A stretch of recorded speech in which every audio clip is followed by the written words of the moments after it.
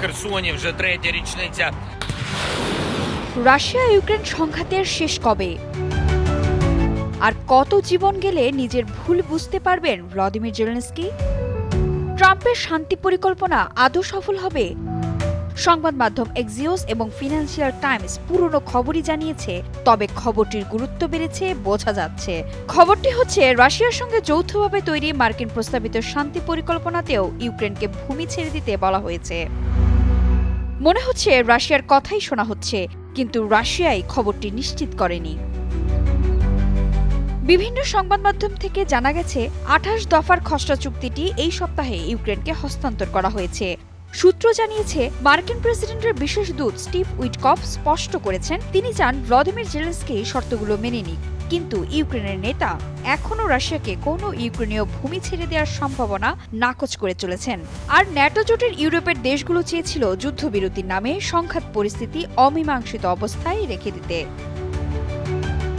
প্রস্তাবিত পরিকল্পনায় বলা হয়েছে, ডনবাসের যে অংশগুলো রাশিয়ার অধিকারে গেছে সেগুলো ইউক্রেনকে ছেড়ে দিতে হবে।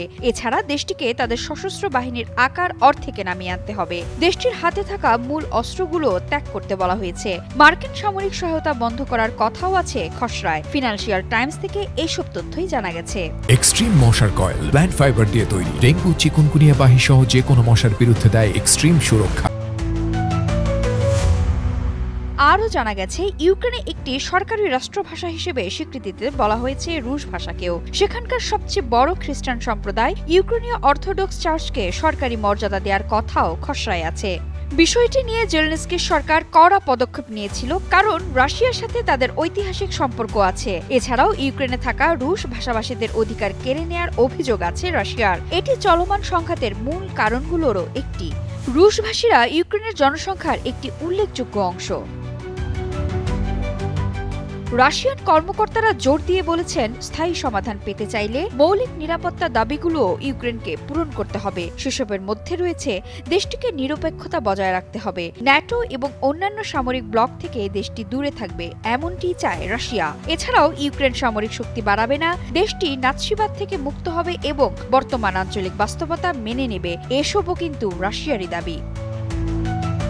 এক্সিওস এবং ফিনান্সিয়াল টাইমসের দেয়া খবর নিশ্চিত করেননি রুশ মুখপাত্র দিমিত্রি পেসকভ। বরং তিনি বলেছেন, আলাস্কায় রুশ প্রেসিডেন্ট ভ্লাদিমির পুতিন এবং ডোনাল্ড ট্রাম্পের মধ্যে যা আলোচনা হয়েছিল তার বাইরে রুশ মার্কিন আলোচনায় নতুন কিছুই নেই। জ্যেষ্ঠ রাশিয়ান আপোস রফাকারী কিরিল দিমিত্রিভ এক্সিওসকে জানিয়েছেন, প্রস্তাবটি একটি যুদ্ধবিরতির চেয়েও বেশি কিছু। তিনি বলেছেন, রাশিয়ার কথা সত্যিই শোনা হচ্ছে বলে তার ধারণা। হোয়াইট হাউসের একজন কর্মকর্তা সংবাদ মাধ্যম পলিটিকোকে বলেছেন, নভেম্বর মাসের শেষের দিকে এই পরিকল্পনায় সব পক্ষ একমত হতে পারে। মার্কিন সেনাবাহিনী জানিয়েছে, সংঘাত বন্ধের চেষ্টা নিয়ে আলোচনা করতে পেন্টাগনের ঊর্ধ্বতন কর্মকর্তারা ইউক্রেনে পৌঁছেছেন। জেলেনস্কির সঙ্গে তাদের সাক্ষাতের কথাও রয়েছে।